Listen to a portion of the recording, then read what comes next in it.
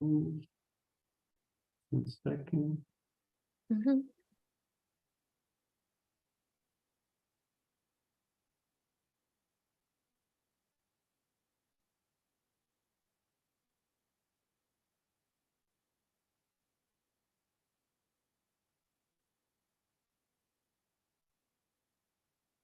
Okay, I think I can start already. Okay, so good afternoon, everyone. Thank you all for being here. Today we have the pleasure of hosting Professor Maria Rey from University of Colorado. Professor, thank you very much for accepting the invitation, and you may start whenever you're ready. Okay, great. Thank you. Thank you very much for the invitation. It has been, it's a great pleasure for me to speak today at this, you call it QPECI? Is that the correct pronunciation? QPECI? Yes. Okay, great. Well, I want to take this opportunity to tell your story about atoms and light and how they can be used to create the best timekeepers that you could have ever imagined.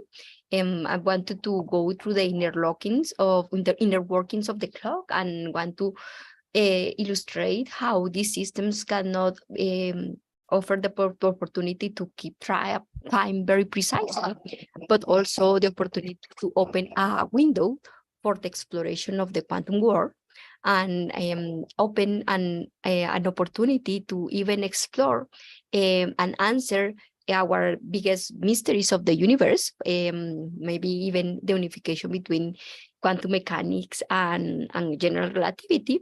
So we are very excited about the great opportunities these systems offer, and hopefully I can convince you and make you as excited as we are. So with that, let me start. Let's see, I have to move here. Now it's not moving. Okay, now it's moving. So let me start by acknowledging my collaborators. The work that I will be talking here has been in very close collaboration with the strontium clock experiments at JILA, in particular Jung Ye. He's the actual clock maker, and his great group of postdocs and grad students. And of course, my theory group of fantastic students and postdocs who have done most of the calculations that I will be showing here today. So, I want to start very general and put you in the broadcast context of what we mean by ultra-cold atoms. And with that, when we have to start thinking that the temperature of a gas is a measurement of a kinetic energy of the atoms in the gas. And therefore, if we try to translate that to a quantitative measurement, if we use a thermometer, then we notice that at room temperature, about 300 kelvins, then atoms are moving in the air, are moving very fast, of the order of the speed of sound, that is 300 meters per second approximately. So of course, at these velocities, it's going to be very hard for us to control the atoms. And then if I invite you to think about what could be the coldest temperatures that we can naturally generate in our universe, you might be thinking, okay, the temperature of the outer space, and this is of the order of a few kelvins. But if you translate this to the case of atoms, this is about the temperature at which helium condenses, but at this temperature, atoms are still moving at 90 meters per second, so too fast. And that's why one of the biggest developments that we have had in our field, in atomic physics, is the capability to really pull down arrays of 10 to the 4 to 10 to the 6 atoms to temperatures that are 10 to 100 nanokelvins or even below. Very dilute densities can be of 5 order of magnitude more dilute than air, where atoms are moving at the velocities of centimeters per second, and therefore at these conditions we can manipulate them. And this has been a big deal and a great effort of many investigators.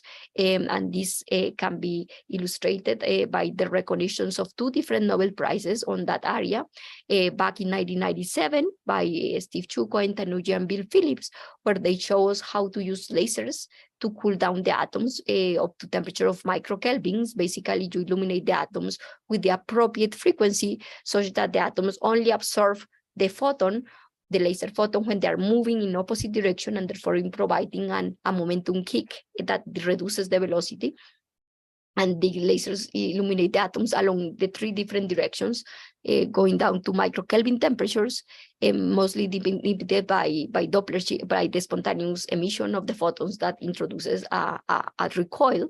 And back then in 2001, where it was recognized by the Nobel Prize the possibility of preparing reaching quantum degeneracy. This was done by Eric Cornell, Wolfram Ketterle, and Carl Wyman. Eric and Carl here at JILA, Wolfram at MIT, when they were able to basically evaporate the atoms. Just think the atoms as coffee in a cup, and the hot particles evaporate.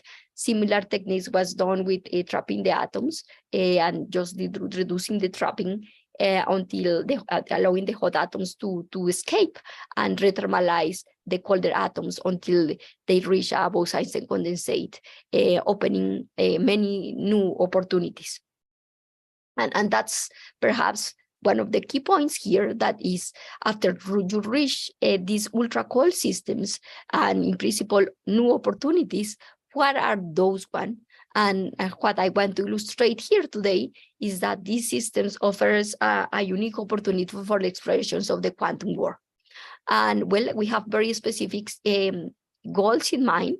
We want to generate advanced materials, so materials that can overperform and perform better than real materials. And for example, the dream of generating high temperature superconductors that superconduct at room temperature, that would be fantastic.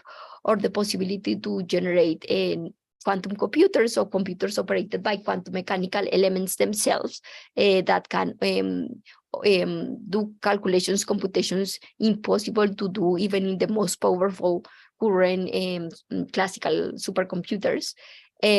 Or the possibility to, as I mentioned at the beginning, to unravel the mysteries of the universe and maybe unify the laws of the microscopic, like quantum mechanics, to the laws that rule the microscopic.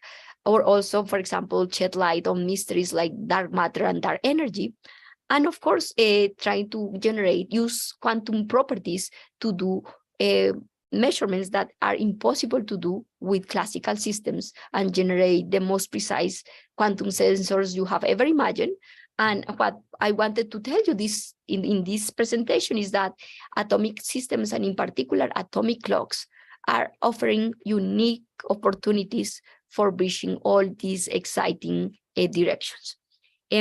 So with that, let me start by introducing exactly what we mean by an atomic clock. And we start just with the usual concept of a clock, that is something that ticks in a repeat manner, and we use to measure time. So typically all clocks consist of an oscillator, that is what ticks, and the counter, that is what records the oscillation and allows to translate that to time. So in the case of atomic clocks, similar things. The only difference is that what ticks is an electromagnetic wave. It can be a laser, a microwave. And what counts the oscillations are the atoms. So purely, genuinely quantum mechanical objects. And the advantage is that in many situations, the ones that I'm going to tell you today, the ticking of the light is so fast that not even standard and most advanced electronics can follow it, but it's just the atoms can. So this is why atomic clocks offer unique opportunities. This is one reason. The other is that the atoms are ruled by the fundamental properties of quantum mechanics, and therefore they're universal, the same here than in China, and that allows to generate an unrivaled definition of the second. So basically, what we use is the quantization of the energy levels of an atom, and you use these quantization energies to provide a frequency, that is the photons that excite this transition, and with this frequency, therefore, we can define an oscillation, and with that, time.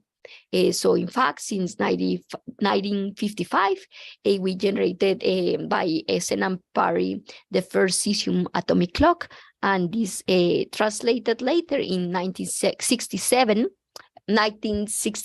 where we use the energy splitting cesium-133 to define the seconds. Specifically, we have defined the seconds as about 9 million periods of radiation associated with the energy splitting in this atom. Of course, this is very important, but I mean, the story also that I want to tell you is that now, even though we use cesium as a way to define the second in the international standard of units, these clocks are not the best. And why? This can be understood by very simple example of these two rulers. When one have much tinier ticks than the other, and if I ask you which ruler is more precise, then, well, you're going to tell me ruler B. And this translates exactly the same for the case of atomic clocks, more ticks, higher resolution. And this is because in the cesium clock, the transition that we are talking about is slow, is the order of gigahertz, and therefore we need microwaves to excite it. But there are atoms that nevertheless allow us to interrogate a transition that is 10 to the 4 order of magnitudes or 5 order of magnitude faster, and therefore more often ticks, and this therefore allows to have better resolution of time. So the talk is going to elaborate a little bit more on these optical transitions of optical clocks. So in that case, as I was mentioning before, the clock consists in this case of the oscillator being a laser. The counter are the atoms, and the only thing that we need to do is to make a feedback loop that allows us to lock the laser to the atomic transition. And well, this has to be done in a very precise way. So let me start with the atoms. So I mentioned that we want atoms that allow us to interrogate an optical transition that has more ticks.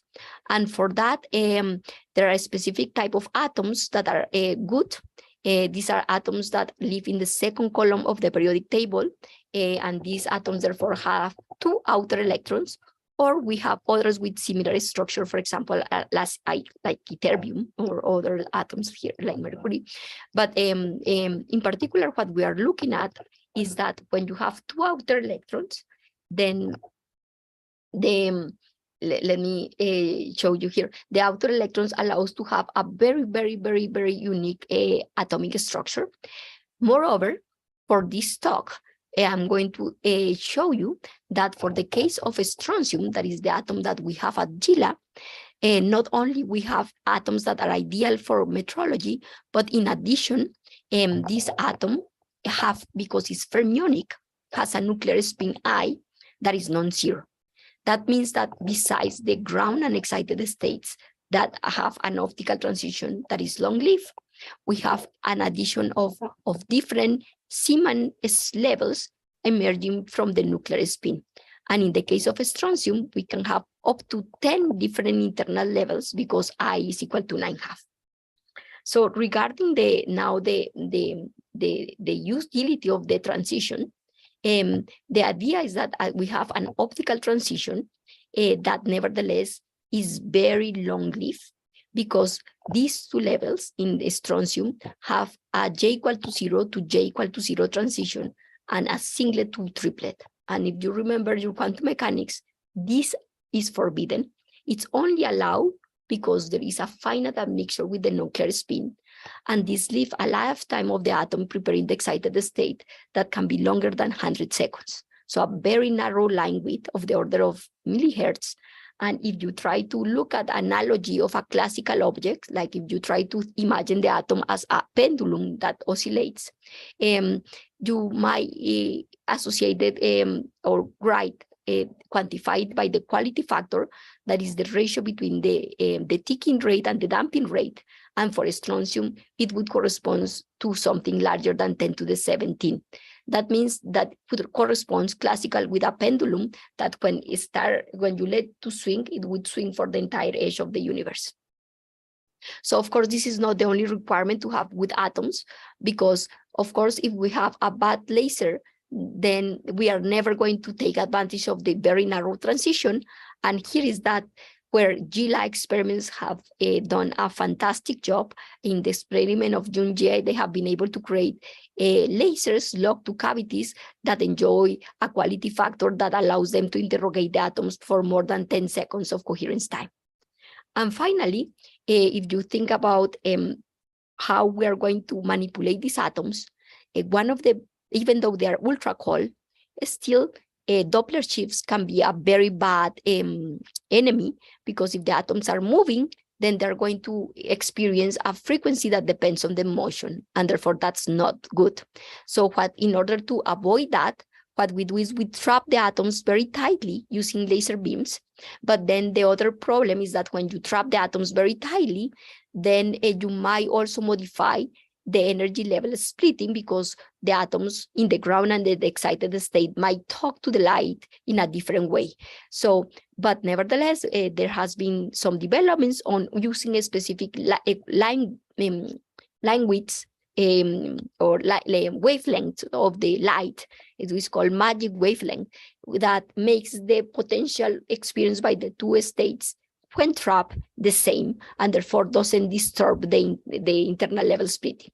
And in particular, what we typically use in the clocks is what you see here, that is a 1D lattice, that is two counterpropagating beams that generate a periodic potential, and the atoms get trapped at the bottom of this well, forming an array of pancakes, as can be kind of seen here.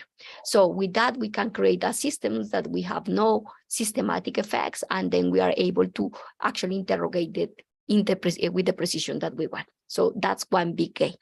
Now, here we have the atoms, we have the laser, no systematics, but the second part that we need to do is to do the locking between the laser and the atomic transition. And for that, we typically follow what is called Ramsey Spectroscopy. That is a probing technique developed by Ramsey. He got the Nobel Prize in 1989. And it can be seen as by an array by a two-level atom or a collection of independent atoms, very simple, where you have the ground and the excited state. You have your laser that you are going to illuminate the transition, and you want to measure this energy splitting. So the protocol corresponds in two states. First, I call the detuning the difference between the laser and the atomic transition, and this is the quantity that you want to measure. So for that, we use a representation of the spin 1/2 of the system in a block sphere that the arrow tells me they characterize the state of the system. If your atoms are in down, then if they are in the ground state. If your arrow is up, then it's in the excited states. And if you are in a superposition of these two, the arrow has a non-zero component, for example, in the XY plane, for example. And that means that the protocol is that we start with all the atoms in the ground state, and then we apply this laser pulse very quickly and very strong. And with that, we create this coherent superposition between ground and excited state. And with that, we make the arrow acquire coherences, and maybe this is characterized by the angle theta respect to the south pole. This is going to be pulse area, and tell me how much of coherence I have in my system. For example, in this representation, theta is equal to pi/2, and the state is in the equator. After that, then what happens is that after I created this coherent superposition, I want to let the atoms evolve, and they evolve in the rotating frame of the laser. That is what I use to illuminate the atoms. That can be visualized as generating an effective magnetic field when this detuning is non-zero.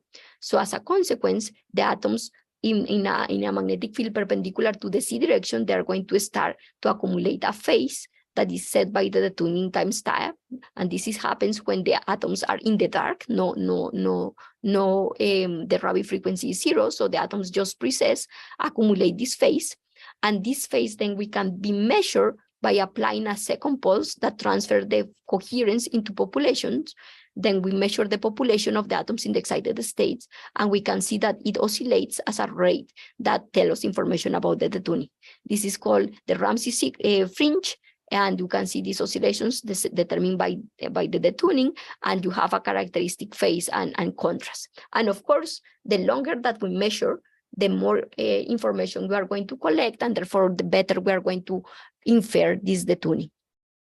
And that's why something that to gain signal to noise, we also, instead of, we can gain by interrogating many atoms. So you can see here that I am multiplying this by n. N is the number of atoms in the ensemble, because the more atoms that all ticking together, moving together, then we are going to have larger signal to noise.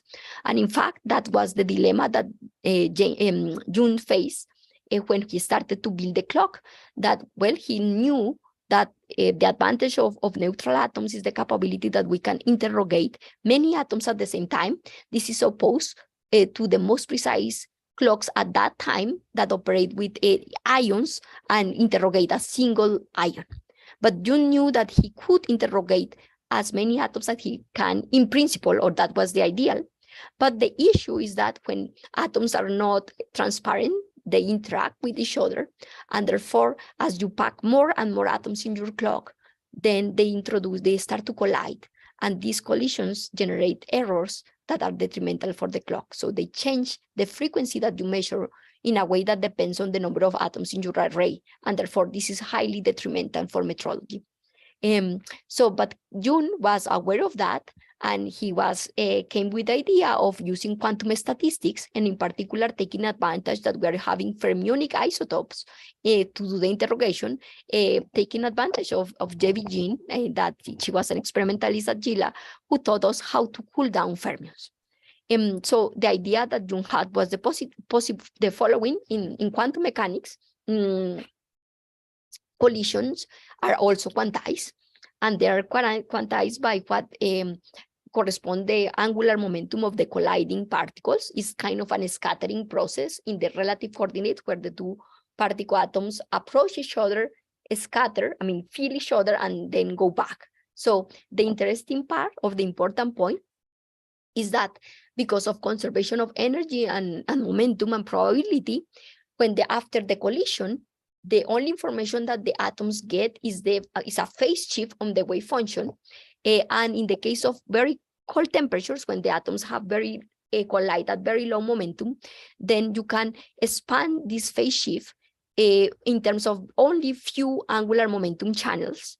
And in particular, starting for the L = 0 channel, that is the dominant channel at which the atoms collide at low energies, because in this case, this parameter delta, the phase shift that you acquire, is characterized by universal parameters, and in the case of L = 0, is characterized by what is called the scattering length. But you can see that for the case of L = 1, then you have what is called this quantity ends as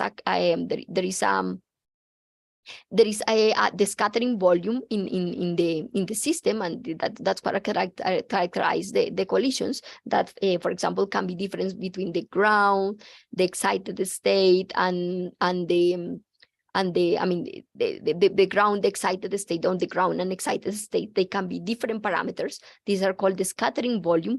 But the important part is that when you put L = 1 here, you see that is proportional to K squared. That means that the collisions are suppressed at small momentum, and this is because for L = 1, the atoms experience the centrifugal force, that the centrifugal barrier that avoid atoms colliding. It causes an energy penalty for colliding, and this energy barrier can be as large as 30 microkelvin, and if we are below 1 microkelvin, in principle, these collisions should be suppressed. So now the point, and this is where the nice aspects of quantum mechanics are important, is that if you are in the quantum world, of course, probably quantum statistics matters, and you have fermions. The fermions, identical fermions, cannot collide via S-wave channel, is forbidden by the Pauli's principle. The only collision that the identical fermions can experience are the L = 1 that cause energy and therefore are suppressed. So that's why June wanted to build an experiment when the centrifugal barrier doesn't matter, and then you can make as many atoms, interrogate as many atoms without significant systematics. But unfortunately, that's not what happened. Actually, when he started to do the experiment, even in the early experiments, they observed that even though these collisions from P-wave interactions were very small, still the clock was so precise that it affected the measurements. So, and it was the second largest uncertainty to the Edgeworth budget at that time.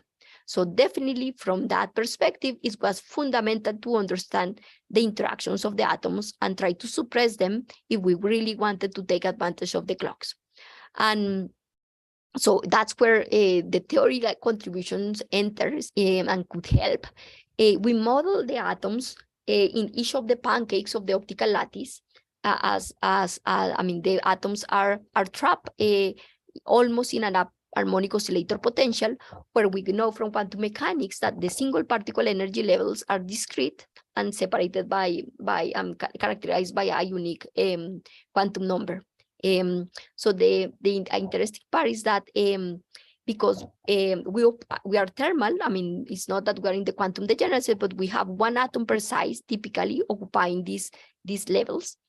And because the energy splitting between the levels is of the order of 500 hertz for the experiment, and the collisions are very weak because they are p-wave and suppressed by the centrifugal barrier, then and of the order of 1 or 2 orders of magnitude dilute weaker than this trapping frequency, then collisions cannot make the atoms change their internal levels. So basically, what happens, or the role of the collisions, is that they allow the atoms just to change their spin without modifying the motion.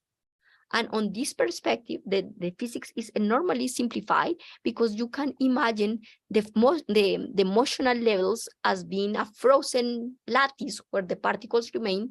The only thing that they can do is to flip the spin, and therefore, instead of involving a complicated dynamics, we can write the dynamics in terms of a simple spin model, where the atoms are frozen in this lattice of energy states, and we only need to account for the spin flips.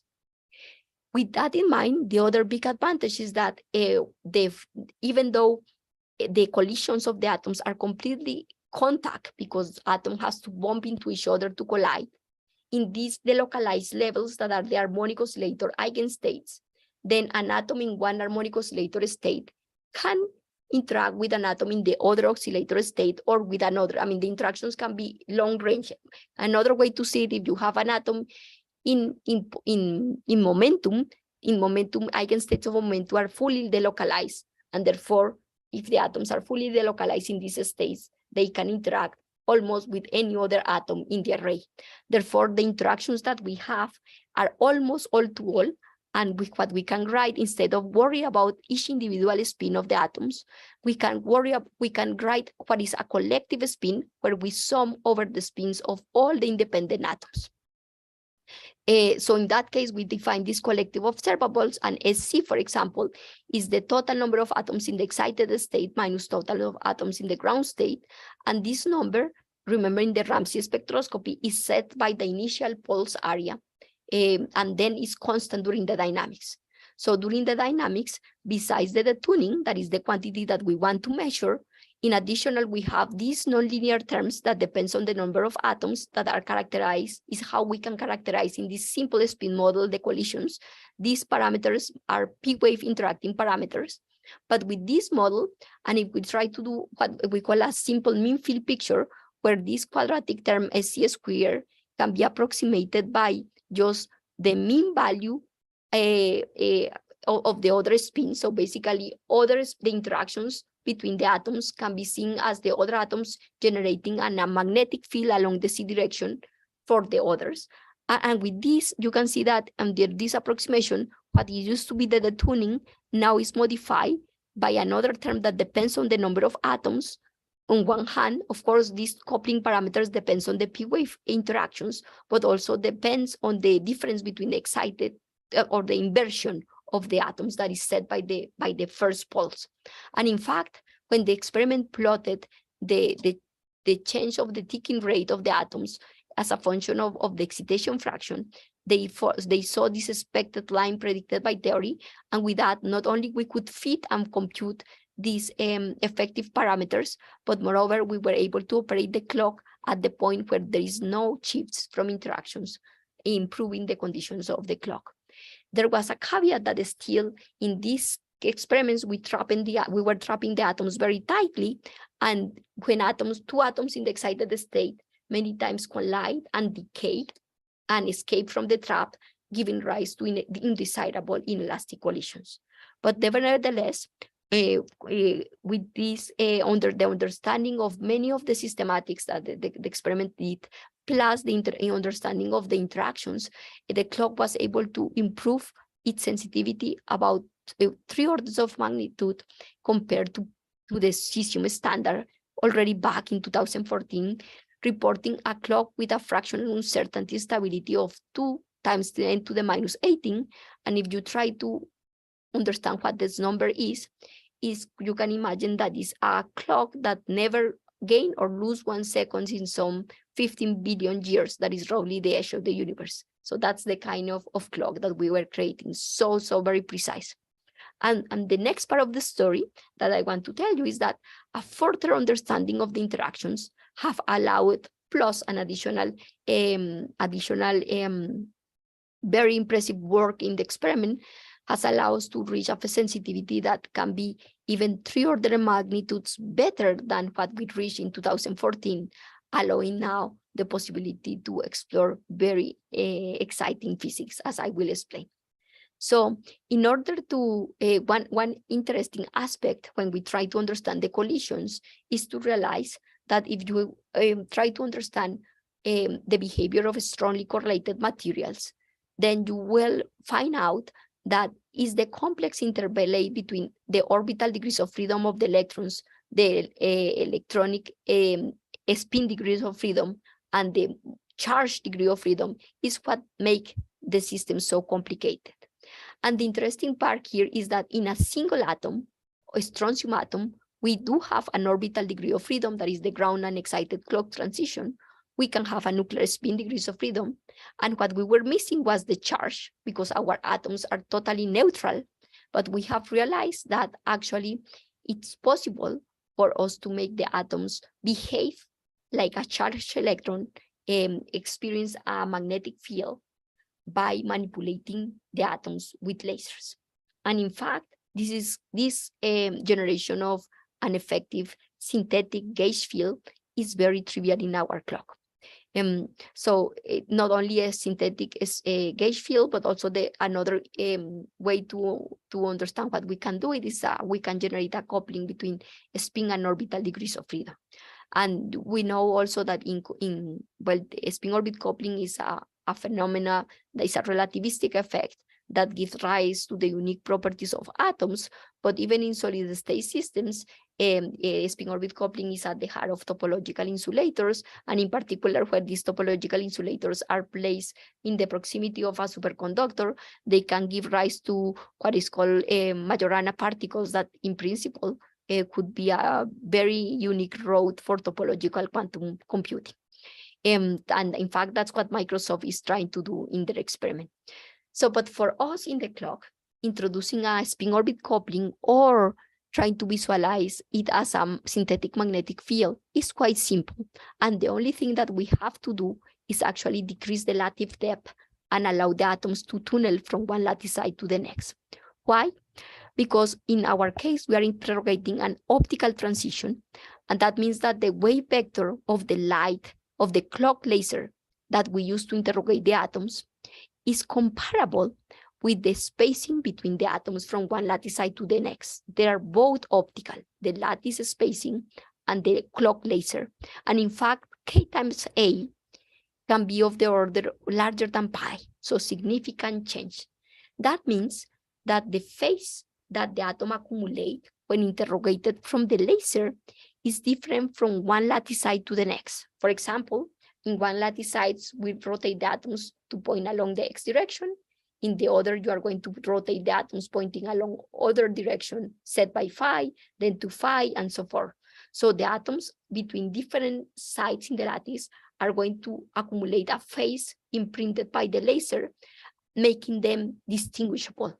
And if the atoms don't tunnel, that's not a problem because this in phase is not transfer and is not care. But on the other hand, if we allow the atoms to tunnel, they are going to experience the different phase of their neighbor and therefore behave very different. So the way to connect this behavior of to spin orbit coupling can be done by imagining the dispersion of the atoms. So if the atoms are now mobile in the lattice, the characteristic dispersion relation, so how the energy depends on momentum, in this case quasi-momentum, becomes a cosinusoidal function with a width that depends on the tunneling rate. And because we are in this magic lattice that I mentioned, that we construct from the ground and excited state, the lattice, the dispersion is identical for the ground and the excited state up to a small, the tuning set by the laser, interrogating laser, and that's what in principle we want to measure. But the point is that when I illuminate my atoms and my atoms are mobile, an atom in the ground state absorbs a laser photon, and because the laser photon is an optical transition, the momentum needs to be conserved, so the atom moves and acquires a finite momentum from Q0, for example, to something that is Q0 plus phi. So it absorbs it absorbs the momentum of the photon. So we are connecting a point that is the ground state with energy Q to an excited state with energy Q plus Q laser. And that means if we don't want this diagonal coupling, one way to tackle the theory is just do a shift in the dispersion relation of the excited state. That's possible. That is still I'm connecting by the laser atoms in the ground and in the excited state. Then just, the energy between these two that are connected by the laser is just set by the momentum kick. And if you think of an array of atoms, when the ground and the excited state are coupled by the laser, you might identify this just an array of two-level systems where the laser is introducing an effective magnetic field to introduce dynamics. That means for each atom that is in a specific quasi-momentum Q, then it couples to an effective magnetic field where the X components of the magnetic field is the Rabi frequency of the laser that is going to allow them to flip between the ground and excited state. And the detuning is a combination of the initial detuning, but also the energy difference that depends on the ground and excited state difference because phi is non-zero. So this spin orbit coupling means that the eigenstates of the system in the presence of tunneling is going to be a set of two-level system, each one for momentum Q, with orientation pointing in the X C-plane, and that vary as a function of the momentum of the atoms. The other way that we can understand this coupling allowed by the laser is to visualize the system as what we call synthetic ladder, where you can see the tunneling of the atoms happen along one direction, but along the other direction, you can visualize it as a ground and excited manifold, where an atom can move from the ground to excited by absorbing photons from the laser. And basically, if we want to try to complete a closed loop in this synthetic ladder, we start with an atom in this side n equal to 1, absorb a photon from ground to excited, then hops from n to 0, and now stimulated emit a photon to go from 0 to 1. But this stimulated emission has different phase because it's at a different lattice side, and then the atom come back. And when you close the loop, you can see that there is a phase accumulated that is phi, that is spin orbit coupling, and therefore this phase can be identified as the von-Aharonov effect, that an electron field in the presence of a magnetic field. So what I'm talking about, this spin orbit coupling and flux ladders that we did observe, if we are talking about the clock. Well, first, we observed them. I mean, that means that we were able to actually understand the dependence on the energy of the atoms when interrogated by the laser from its momentum. So basically, what we did is to prepare atoms in the ground state. Then for a specific detunings, you can see the band structures couples and specific or are very close at the specific points. Use a laser to transfer the atoms from the ground to the excited state where it's close to resonant, remove the atoms in the other states. And then with that, you can see that we are selecting only an atoms with a specific window of momentum. If we change the detuning, the band is going to cross at a different momentum, and therefore we can select different type of momentum states. And after selecting this type of different momentum states by changing the detuning, what we did is a protocol where you prepare for the selected atoms, the atoms in the excited state. So we try to do a 5 volts from ground to excited. And then at this point, we change the drive to, so all the atoms are in the excited state, but then if the Rabi frequency, remember that the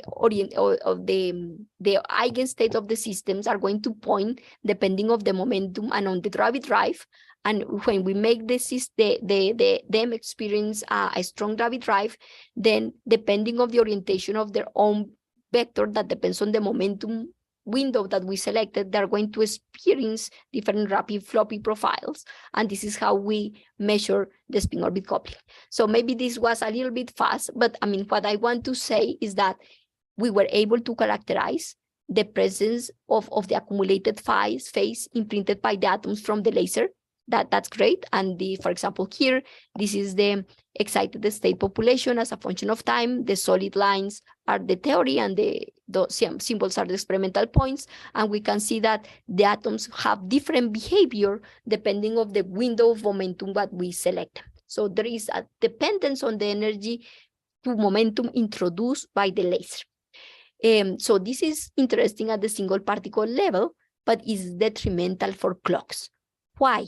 Because for the clocks, if you see that the atoms in one lattice site is going to experience is going to have rotate at a different orientation that an atom at the next lattice site because of the laser of the phase of the laser, and that means atoms that were thought initially indistinguishable, now they start to become distinguishable because they have different orientation from one lattice to the other.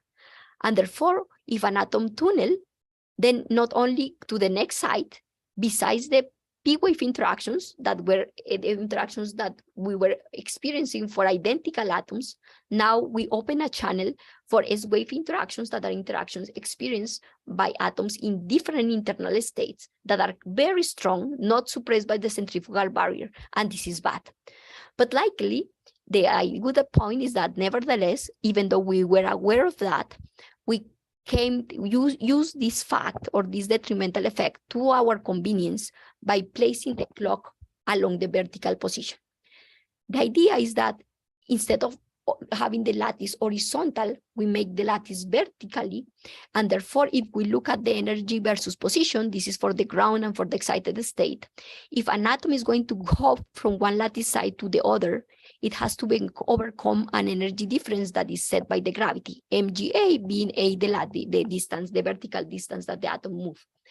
This energy cause suppresses motion, and that means it allows to make the lattice shallower, but still keep the atoms localized. So the eigenstates of the atoms in a tilted lattice are so-called Wannier-Stark states that are nothing that states a little bit localized in single lattice sites or extended a little bit more depending of the interplay between the tunneling rate and the energy splitting between one and the next lattice site.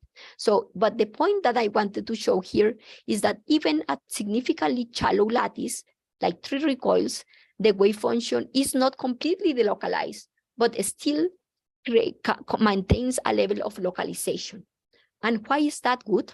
Because by allowing us to go to a shallower lattice without introducing vast delocalization of their particles, then locally, even at a local site, because the trap is less intense, we are going to be less sensitive to light scattering from the beams that generate the lattice potential. This is one. So we increase the coherence time, but also because the density becomes proportional to the trapping volume. If the volume is more relaxed, then on-site density is weaker, and then we suppress bad collisions that were introduced by inelastic process.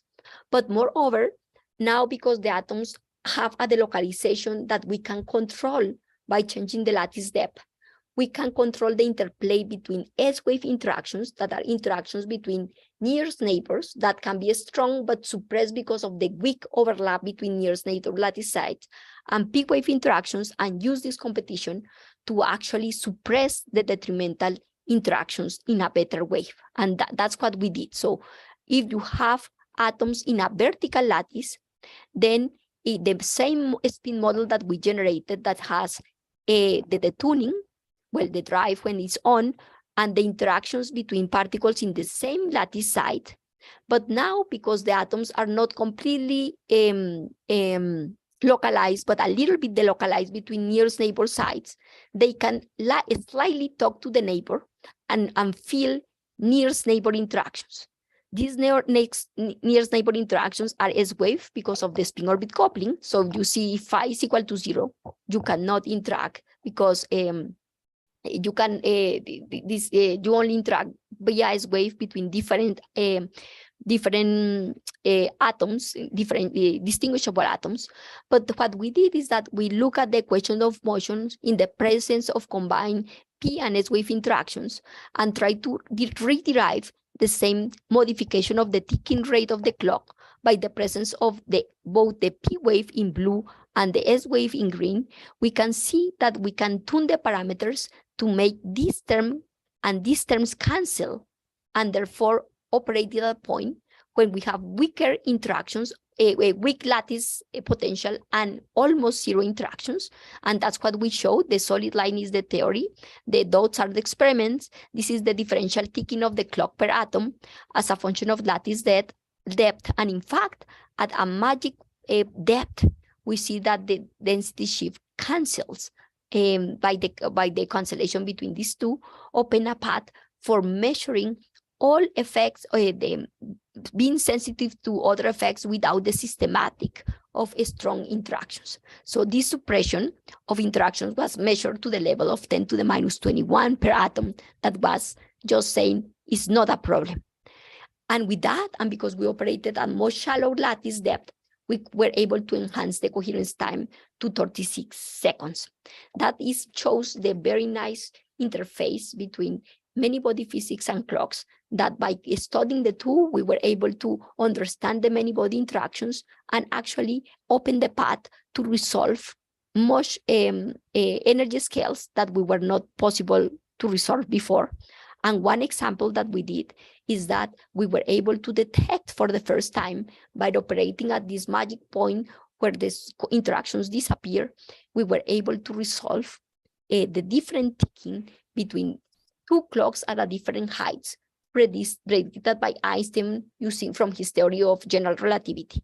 So if two clocks, a clock that is higher in height from the Earth will tick faster. That was Einstein's prediction. So the changing frequency, normal, the fractional phasing frequency depends on the G, the gravitational acceleration on Earth, for example, here.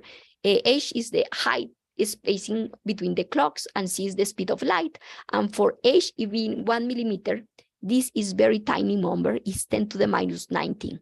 Experiments with ions were able to resolve this differential redshift in a 30 centimeter clock separation. But now, because of the sensitivity that we developed, we were able to measure the gravitational redshift between two parts of the cloud of the clock, separated by 1 millimeter distance. So these are measurements of the data over different days, and this is the expected gravitational redshift for the parameters, and you will see that, in fact, even with the error bars, the dashed line, the measurements were consistent with that. That is very exciting. So I'm running out of time, so I just wanted to say that we are building a new generation of clock that even operates not only with a classical gas, but actually with Fermi-degenerate gas in a 3D lattice. We have been reported to report coherence time in this three-dimensional lattice of the order of 12 seconds. And what is very exciting is now we can, that all the quantum degrees of freedoms are cooled down and really quantized. We can start to explore the rich consequences between the precise sensitivity of the clock and use that to to measure the interplay between spin orbit coupling and interactions. And we predict that with that, we should be able to create new type of clocks that operates with correlated atoms instead of uncorrelated atoms, being more sensitive to measurements. We should be able to generate what is called cluster states. These are theoretical predictions that are states that are so entangled that could be used for a universal state for performing quantum computation. We can generate cat states that are entangled and used for error correction, or also used for quantum computation and metrology. And finally, because I have mentioned that we are generating a magnetic field, even in these neutral particles, we can, in the process of interaction, we can start explore behaviors that resemble the fractional quantum Hall effect in solids. So with that, hopefully I convinced you that there is a bright vista ahead, that we have done a lot of interesting developments, but in the future we should be able to generate even clocks that are better because of the quantum behaviors by operating with correlated atoms. Hopefully we can build the foundations of quantum computers that are very precise. And we measure the gravitational redshift, but with that, by improving the precision and sensitivity, we might be able to really understand more the fascinating interplay between quantum mechanics and general relativity, and even measure the ripples of space-time with clocks. And with that, thank you for your attention. Thank you, Professor, for the nice talk. So does anyone have a question? Not, I got a few of my own. Professor, you mentioned the gravitational time dilation for this new type of clock. And if I remember correctly, you said that you measure between points of the same clock. Was that about right? Yes. Can you elaborate a little bit on that? Yes. So the point is that in the clocks, you can do differential comparisons between the ticking rate of the atoms on one part of the cloud and the other part of the cloud. And by general relativity, because the upper part of the cloud is in different height than the lower part of the cloud, the atoms are going to tick at a different rate. And this can be measured, the different ticking rates between they can compare the ticking rate, subtract them, and see that the differential ticking rate, in fact, is consistent with the expecting differential delta nu divided by nu fractional frequency difference expected from general relativity. And this is just measuring the mass energy equivalent. That's a very precise measure. Mm-hmm. From the technological point of view, I mean, how much harder it is for us to have such a clock than the one based on cesium that we already had? Yeah, I think the point is that in order to make this the international unit of time, you need to have many clocks operating in many places of Earth, and it's happening. Not yet, but maybe in a few years we expect that the definition of second is shifted to optical clocks.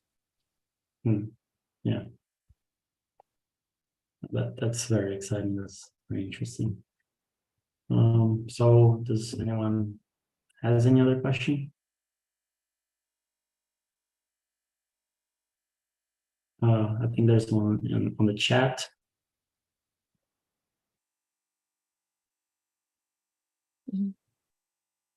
Yes, in the standard, I mean, the question is, what is the comparisons between the JILA clock with the cesium clock? I think currently the JILA, in terms of accuracy and precision, the sensitivity of the JILA clock is at the order of 10 to the minus 18, whereas the cesium clock at the most is 10 to the minus 16. So there is a 2 or 3 order of magnitude difference in the performance of the cesium and the current cesium at clock. So yes, that's what I was saying. We have 1,000 times better. Is that, hopefully this answered the question?